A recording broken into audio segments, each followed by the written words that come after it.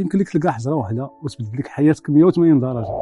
هاد الهضره اللي كيقول هاد السيد راها معقوله، وكاين نيازك اللي كيوصل الثمن ديالهم حتى ل 300 مليون، وكاين نيازك اللي ما عندهمش ثمن. مثلا نيزك الجمل الاخضر اللي كيجي من كوكب عطارد ما عندوش ثمن، حيت كيعطي معلومات دقيقه علميه مفيده جدا للبشريه. وهذا النيزك كنتلقى في الصحراء المغربيه وتباع بواحد الثمن اللي هائل لواحد الشخص الماني، وهذا الالماني نقلوا للولايات المتحده الامريكيه، والان هذا النيزك كيتواجد باحد المتاحف في امريكا، والناس اللي كتبع هاد النيازك متواجدين في زاكورا والنواحي ديالها، وكاين بزاف منهم. وحسب الروايات كاين اللي مات من العطش في وسط الصحراء، وكاين اللي تعرض للدغات قاتله من الافاعي، لكن كيبقى الحلم ديالهم انهم يلقاو نيزك اللي غالي الثمن ويغير حياتهم. هاد الشيء راه كاين بصح، ولكن قليل اللي كيهضر عليه. واش الناس ما كتامنش بهاد الشيء، ولا حيت هاد الناس واكلين الخبزه ديالهم من هاد الشيء وضاربين الطم؟ وانتوما اشنو بان لكم؟